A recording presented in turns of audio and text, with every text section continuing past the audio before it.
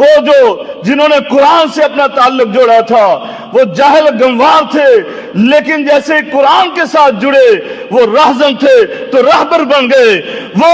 گنوار تھے تو دنیا کے لیڈر اور رہنما بن کے صاحب علم بن گئے۔ میں کہا کرتا ہوں آئے تو عبداللہ ابن ابی قحافہ، نکلے تو صدیق اکبر، آئے تو عمر ابن خطاب، نکلے تو فاروق اعظم، آئے تو عثمان ابن عفان، نکلے تو ذوالنورین، آئے تو علی ابن ابی طالب، نکلے تو شیر خدا اسداللہ، آئے تو عبداللہ ابن عباس، نکلے تو مفسر قرآن، آئے تو ابن مسعود، نکلے تو فقیہ اعظم، آئے تو ابو ہریرہ، نکلے تو محدث اعظم، آئے تو کالے سے بلال، نکلے تو مؤذن رسول۔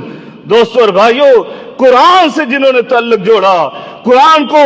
بابرکت پایا، قرآن کو اپنا ہادی اور رہنما بنایا، اس کے مطابق اپنی زندگی کو بسر کیا، اس کی آیات پر غور و فکر کیا، اللہ تعالیٰ نے ان کو وہ مقام عطا فرما دیا۔ کیوں نہ فرماتا؟ میرے آقا نے فرمایا تھا ان اللہ یرفع بہذا الکتاب اقواما ویدع بہ آخرین۔ اللہ تعالیٰ اس قرآن کے ساتھ قوموں کو عروج عطا فرماتے ہیں، قوموں کو بلندی، مقام، رتبہ اور شرف، عزت، عظمت عطا فرماتے ہیں، اور اسی قرآن کے ساتھ اللہ تعالیٰ ذلیل و رسوا کر کے رکھ دیتے ہیں۔